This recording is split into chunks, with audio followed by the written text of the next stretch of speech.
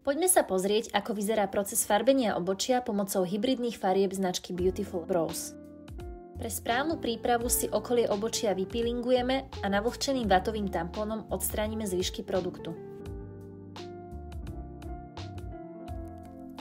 Následne si obočie umyjeme šampónom, čím odstránime všetky nečistoty a zaručíme, že farba chytí rovnomerne.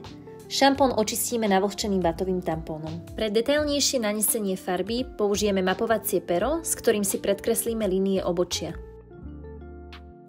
Hybridnú farbu miešame s developerom a skoseným štecom nanesieme na obočie.